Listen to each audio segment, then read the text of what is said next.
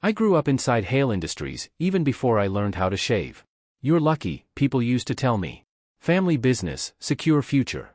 I believed them. I believed loyalty mattered more than talent.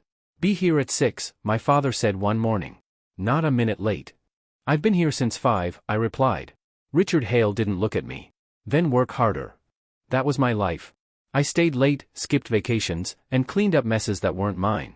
Ethan never did. My older brother smiled, shook hands, and took credit. Relax, Ethan told me once, leaning back in his chair. You're too serious. Someone has to be, I said. The numbers were wrong. They always are, he laughed. That's why Dad has you. Margaret watched us from the doorway, lips curved in a polite smile. Dinner tonight, she said. Try not to be boring. I swallowed my anger. I always did. At 18, I worked weekends. At 25, I managed entire departments. Still, I ate lunch alone. Still, my name never made it into press releases. You don't need praise, my father said. You need discipline. I need trust, I said quietly. He finally looked at me then. Trust is earned. I thought I had earned it. The board meeting came without warning. Laura Bennett emailed me at noon. Mandatory attendance. 1 o'clock. About what? I asked. Just come, she replied. The room felt colder than usual. Long table. Dark suits. Faces I recognized and some I didn't. Ethan sat beside my father. Margaret stood behind them, hands folded. Richard cleared his throat. We'll begin. I opened my notebook. Which agenda? Ethan smiled. This is about you. I frowned. About me how? Laura slid a folder across the table. Financial losses. Project delays. Client dissatisfaction. I flipped pages, heart pounding. These approvals have Ethan's signature. Ethan raised his hands. I trusted you. That's not fair, I said. I warned you about that vendor. Richard's voice cut through mine. Enough. I stood. I've worked here my entire life. And that's the problem, he said. Comfort breeds weakness. Margaret spoke softly. This isn't personal. I laughed once, sharp and ugly. It feels personal. Laura avoided my eyes. The board has voted. For what? I asked, already knowing. Ethan leaned close. Take it with grace. Richard folded his hands. You're no longer needed here. The words didn't land at first. My ears rang. You're firing me? We're letting you go, he corrected. Effective immediately. I looked around the room. After everything I did? Richard stood. Blood doesn't excuse failure. Silence crushed my chest. I closed the folder and slid it back. I gave you my youth, I said. My loyalty. My father nodded once. Meeting adjourned. No one stopped me as I walked out. Not my brother. Not my stepmother. Not the man whose name I carried. In the hallway, I whispered to myself, so this is family. My phone buzzed. It was my assistant, Mark. Hey, are you coming back? The supplier is waiting. No, I said. I'm done. There was a pause. Done for today? Done forever. Footsteps echoed. A security guard stopped me. Sir, your badge. I unclipped it. Keep it. He hesitated. I'm sorry. So am I said, meaning something else. The elevator ride felt endless. I stared at my reflection. You trusted them, I muttered. That's on you. In the lobby, Ethan's voice followed me. Don't make this dramatic. I turned. You planned this. He shrugged. Business. I covered for you, I said. I fixed your mistakes. And now you're free, he replied. You should thank me. I laughed. You really believe that? He stepped closer. Dad respects strength. You never showed it. Strength isn't betrayal, I said. He smirked. You'll understand someday. Outside, the sun burned my eyes. My phone buzzed again. A message from my father. Just one line, return your keys. I typed back, keep them. A memory hit me. Me at 16, shaking his hand after my first paycheck. I won't let you down, I had said. He never replied to that either. I sat on the steps and breathed. This isn't the end, I told myself. It just feels like it. Inside, the building hummed, alive without me. I stood, shoulders heavy but spine straight. Blood doesn't mean loyalty, I said aloud, and walked away. I didn't know where I was going, but I knew I would never beg them again, not for love, not for work, ever or mercy again. I sat back down when Richard said, We're not finished yet. I looked at Ethan. You're going to say something, right? Ethan sighed. I already did. You didn't, I said. You let them blame me. Laura cleared her throat. Let's keep this professional. I pointed at the screen. Those losses came from supplier delays. I warned everyone. Richard said, "You signed the report." "Because Ethan told me to," I replied. Ethan leaned forward. "I told you to trust the numbers." "They weren't real," I said. "You knew that." Margaret smiled thinly. "This is turning emotional." "I'm emotional because this is my life," I said. Laura opened the folder again. "The board believes your judgment caused long-term damage." I laughed. "The board believes whatever Ethan feeds them." Ethan shook his head. "That's unfair." "You stole my work," I said. "You always have." Richard slammed his hand down. "Enough arguing." I stood. "Check the emails. Check the timestamps." Laura avoided my eyes. "The decision is final." My chest tightened. "So that's it?" Richard nodded. "You'll receive severance." "I don't want money," I said. "I want the truth." Ethan said softly, "This isn't personal." I stared at him. "Then why does it feel planned?" Silence answered me. Laura slid papers across the table. "Sign here." I looked at my name printed at the bottom. "After 20 years, this is how I leave?" Richard said, "You leave like anyone else." I signed. My hand shook. Laura whispered, "I'm sorry." I didn't answer. When I stepped into my office, everything felt smaller. Mark stood up. "What happened?" "They fired me," I said. He froze. "You?" "Clear my desk," I added. "I'll help," he said. I shook my head. "Company property." I packed photos, old notes, and a cracked mug. Each item felt heavier than it should. Mark said quietly, "This isn't right." "I know," I replied. "But it's done." Security waited by the door. One of them said, "Take your time." "I don't need it," I said. The elevator doors closed. I exhaled slowly. Outside, rain started falling. I held the box under my arm and dialed Sophie. She answered on the third ring. "Hey. They fired me," I said. There was a pause. "Oh. I need you," I added. She sighed. "I'm busy right now." "Busy?" I asked. "With what?" "Dinner," she said. "With who?" I asked. Another pause. "Friends." I swallowed. "Can you come over later?" "I don't think that's a good idea," she said. "Why?" I asked. "Because you need space," she replied. I laughed bitterly. "You sound distant." "You're overthinking," she said. "I lost everything," I said. "I just want to hear your voice." She hesitated. "We'll talk tomorrow." The line went dead. Rain soaked my shoes. Cars passed without slowing. I looked at the building behind me. "They erased me," I whispered. A man beside me muttered, "Rough day?" "You have no idea," I said. He shrugged. "Company people don't care." "I gave them everything," I replied. He laughed once. "They never ask for that." I checked my phone. No new messages. I said to myself, "Stand up." My legs shook, but I did. I whispered, "Don't break here." The rain grew heavier. I stood there, box in my hands, rain on my face, and understood something simple and cruel. In 1 hour, I lost my job, my place, and the person I thought was waiting for me. I was no longer part of anything. I said quietly, "So this is how it ends." No one answered. My phone buzzed. A message from an unknown number. He did what he had to do. I typed back, "Who is this?" No reply came. I laughed under my breath. Even ghosts talk now. I shifted the box and felt my hands ache. "You still exist," I told myself. A memory surfaced. Ethan saying, "You'll always have a place here." I whispered, "Liar." Another car splashed water onto the curb. I stepped back and said, "I won't cry here." My throat burned anyway. I looked up at the windows and said, "You took my name." Rain blurred my vision. I added, "But you didn't take my breath." I turned away from the building. Each step felt heavier, but it was forward. I told myself, "Walk." So I did. I didn't know where I would sleep, eat, or belong, but I knew one thing clearly. I had been fired like a stranger. And strangers survive. Even when everything familiar turns its back forever. Today. I met Sophie at the cafe near her apartment because she refused to come to mine. She didn't hug me. She didn't even smile. "You look tired," she said. "I got fired," I replied. "You knew that." She stirred her coffee. I heard. "Heard from who?" I asked. She didn't answer. I leaned forward. "Say it." She exhaled. "Ethan told me." My stomach dropped. "So you're talking to him now?" She looked up. "We've been talking for a while." "How long is a while?" I asked. She whispered, "Months." I laughed, sharp and broken. "While I was working nights?" "Yes," she said. "While you were busy being loyal." "To my family," I said. To a job, she corrected. You were always there, never here. So that makes this okay? I asked. She shook her head. I didn't say that.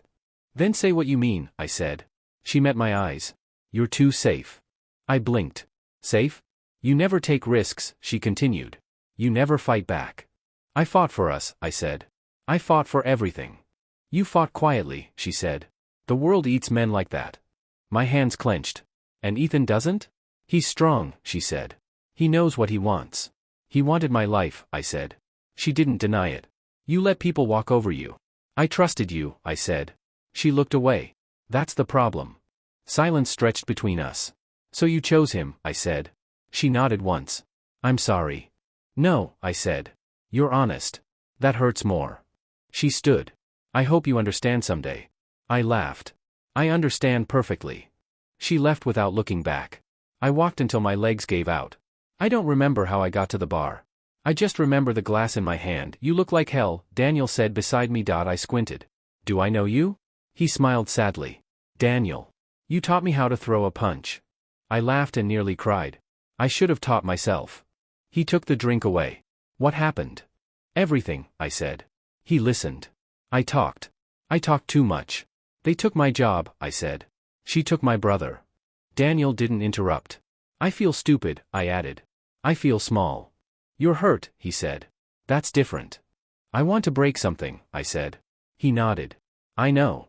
Sometimes I think about ruining them, I said. And then, he asked. I feel tired, I replied. We sat in silence. I don't know who I am now, I said. Daniel said, you're the same guy who helped me move at midnight. That guy got fired, I said. That guy got betrayed, he corrected. What's the difference? I asked. The second one gets to choose, he said. I stared at the table. Choose what? Who he becomes, Daniel said. I shook my head. I have nothing. You have breath, he replied. And anger. That's not enough, I said. It's a start, he said. I laughed weakly. You make it sound simple. It isn't, he said. But it's possible. I buried my face in my hands. I trusted everyone. Daniel said softly, now you trust yourself.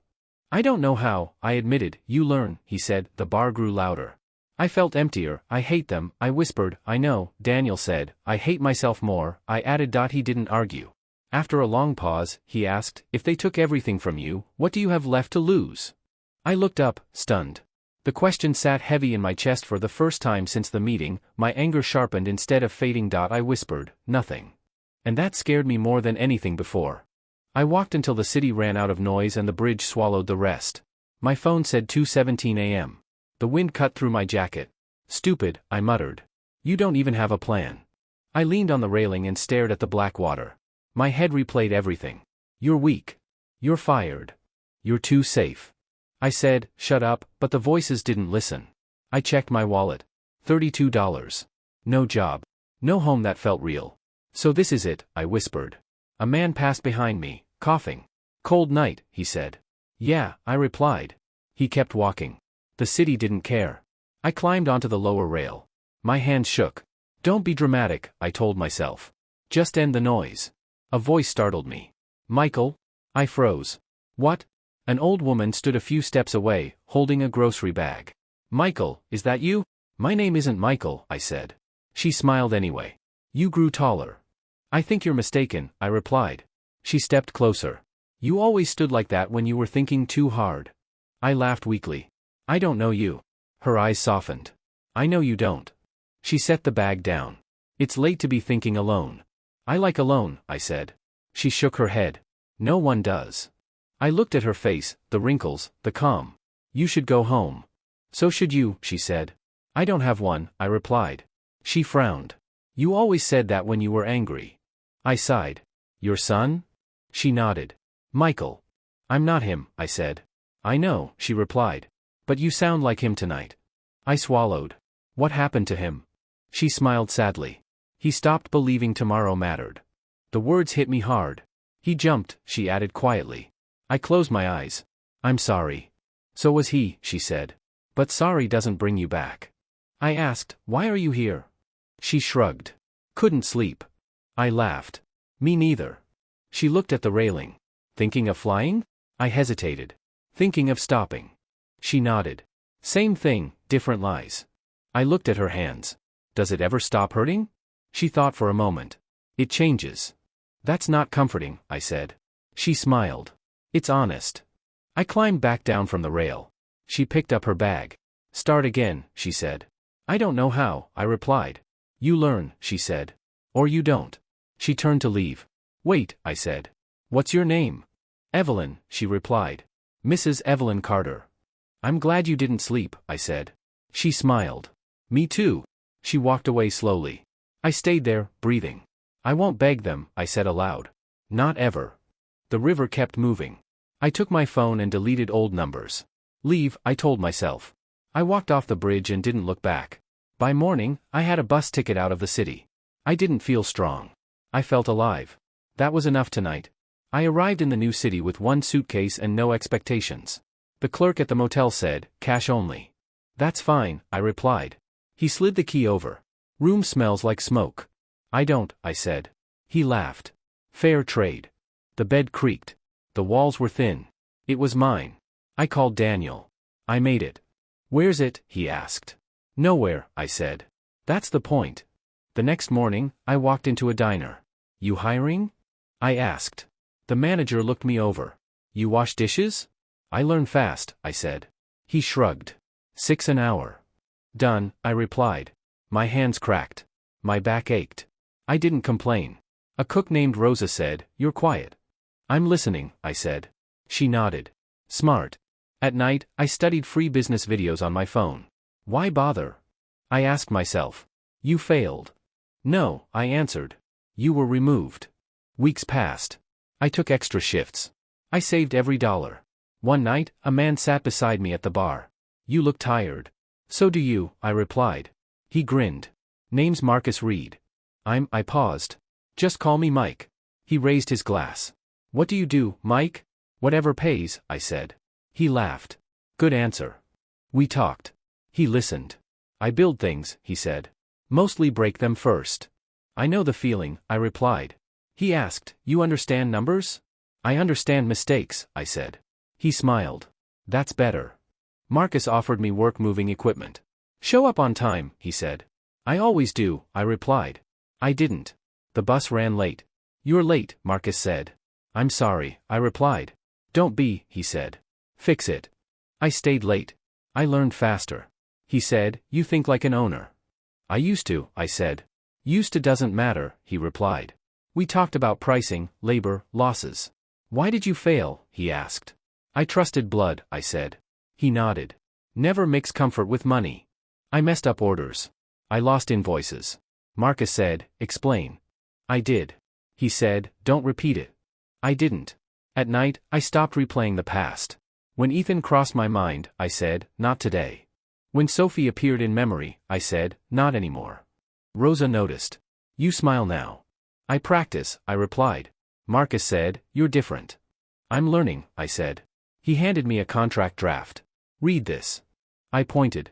This clause bleeds cash. He stared. Good eye. For the first time, my chest felt light. Weeks became months. My hands were steady. My voice stopped shaking. One night, Marcus asked, What drives you? I thought. Building something no one can take. He raised his glass. That's real. I went back to the motel and looked in the mirror. You're standing straight, I told myself. I didn't see the fired sun. I saw someone starting. And I didn't hate that man at all anymore. I sat across from Claire Donovan while she flipped through my numbers without smiling. The room was quiet except for paper moving. These margins are thin, she said. They're honest, I replied. She looked up. Honest doesn't scale. Neither does greed, I said. Marcus chuckled. I like him. Claire tapped the page. Explain this. I leaned forward. We reinvested instead of borrowing. She raised an eyebrow. You hate debt. I respect control, I said. She studied me for a long moment. You weren't born poor. No, I said. I was fired rich. Marcus laughed. Best answer all day. Claire closed the folder. I'll invest. Why? I asked. Because you listen, she replied. And because you don't brag. After she left, Marcus said, You're changing rooms now. I'm building walls, I replied. We worked nonstop. Contracts, late nights, small wins. Marcus said, Remember when you couldn't pay rent? I remember sleeping hungry, I said. You don't talk about revenge anymore, he noted. I don't need it, I replied. I need leverage. One night, Claire called. You should read the news. Which section? I asked. Business, she said. I searched the headline. Hale Industries named in lawsuit. Marcus whistled. That's family. I stared at the screen. That's history. Claire asked, you okay? I'm interested, I said. Ethan's name appeared under the article. CEO accused of mismanagement, Marcus read aloud. I smiled faintly. He hated details. Claire said, this will get worse. I know, I replied. Do you want to move? She asked. Not yet, I said. Let gravity work. Weeks passed. Another scandal. Another resignation. Marcus said, you could buy shares cheap. I could, I said. But not now. Why wait? He asked. Because patience hurts more than action, I replied. Claire visited again. You've changed. I stopped shouting inside, I said. She nodded. Good leaders do. I checked my reflection in the office glass. You look calm, I told myself. I felt it too. I read another article. Richard Hale hospitalized. I exhaled slowly. That's sad. Marcus watched me. Still your father? Yes, I said. Still his choices. Claire said, Ethan is calling everyone. I won't answer, I replied. She smiled. That's power. At night, I planned quietly. Not revenge. Preparation. I said to Marcus, we grow another year. He nodded. Then? Then we decide, I replied. I closed the laptop and whispered, they forgot my name. I didn't forget theirs. I just learned how to wait. Laura Bennett found me, not the other way around. Do you have 5 minutes? She asked, standing outside my office. I said, you used to charge by the hour. She winced. I don't anymore. Marcus looked at me. Want privacy? Stay, I said. Laura sat. Her hands shook. I need work. I replied, that's honest. Hale Industries is dying, she said. I didn't speak. She continued, your father is sick. Heart. Stress made it worse. I said quietly, he never rested. The company is bleeding, she added. Lawsuits. Investors leaving. Marcus asked, Ethan? Laura sighed. Panicking. I felt nothing at first. Then something sharp. She said, he asked me to find you. I laughed once. He remembers me now. Laura leaned forward. I'm not here for him. Why are you here? I asked. Because I was wrong, she said. And because you're building something clean. I nodded. Send your resume. Her eyes filled. Thank you. After she left, Marcus said, you okay? I don't know, I replied. My phone buzzed that night. Unknown number. I ignored it. It buzzed again. Then a message appeared. It's Ethan. I stared at the screen. Marcus said, you don't owe him. I know, I replied. Another message came. We need to talk. I turned the phone face down. That night, memories came back without permission. The bridge. The rain. Sophie saying I was weak. My father saying I was done. I said aloud, you chose this. The phone buzzed again. I deleted the message. Days passed. Silence broke again. This time, a voicemail. Please, Ethan said. Dad isn't well. I closed my eyes. Marcus asked, what do you want? I want quiet, I said. You won't get it, he replied. Claire called later. If you step in, it changes things. I know, I said. If you don't, she added, it also changes things. I rubbed my face. Why does this feel heavy? Because you still care, she said. I care about myself now, I replied. That's allowed, she said. Another message arrived. A picture. Hospital room. Richard asleep. I felt my chest tighten. He looked small, I whispered. Marcus said nothing. That night, I dreamed of the bridge again. This time, I walked away without stopping. In the morning, I answered the phone. Ethan said, you finally picked up. Say what you need, I replied. We're collapsing, he said. I can't fix it. I said, you never fix things. You hid them. He went silent. I'm not asking for money, he said. What are you asking for? I asked. A meeting, he said. Just talk. I thought of Laura's shaking hands. I thought of Sophie's cold voice. I thought of my father's eyes. I'll meet, I said. Thank you, he breathed. Not for you, I replied. For me. Where? He asked. Neutral ground, I said. No offices. He agreed quickly. When the call ended, Marcus asked, ready? No, I said. But I'm done running. I looked at my reflection. You survived, I told myself. The phone stayed quiet after that. Karma didn't shout. It waited. And so did I. I arrived early and chose the chair facing the window. Ethan came in late, eyes red, suit wrinkled. You look different, he said. So do you, I replied. Saturday, I didn't think you'd come. I didn't think you'd call, I said. The door opened again. Richard walked in slowly, leaning on a cane. Margaret followed, quiet. My father said, sit. I stayed seated. Let's talk. Ethan swallowed. The company is finished. It's struggling, I said. There's a difference. Richard looked at me. You didn't answer my messages. I didn't have anything to say, I replied. Margaret said, we're family. I smiled faintly. That didn't save me. Ethan leaned forward. We need help. I know, I said. Richard said, then why are you here? I placed a folder on the table. Because my company is acquiring Hale Industries. Silence fell hard. Ethan whispered, what? Richard stared at the folder. You're joking. I'm not, I replied. Ethan stood. You can't. I can, I said. And I did. He ran a hand through his hair. You planned this. I prepared, I corrected. Richard opened the folder with shaking hands. This is real. Yes, I said. Ethan's voice cracked. You're doing this to hurt us. I shook my head. I'm doing this to move forward. Richard looked up. I failed you. I met his eyes. You chose money over loyalty. He nodded slowly. I see that now. It's late, I said. Ethan slammed his fist on the table. Say you forgive me. I stayed calm. I don't need to. He broke then. I didn't think you'd survive. I didn't think so either, I said. The door opened. Sophie stepped in, breathless. I heard, she said. I had to come. I didn't look at her. She said, I'm sorry. I stood. Excuse me. She reached out. Please. I walked past her. Richard said softly, let him go. I returned to the table. Sign the papers. Ethan stared at me. You won. I didn't play, I said. Richard signed first. His hand trembled. Ethan hesitated, then signed. I took the pen and signed last. My hand was steady. It's done, I said. No one spoke. I closed the folder.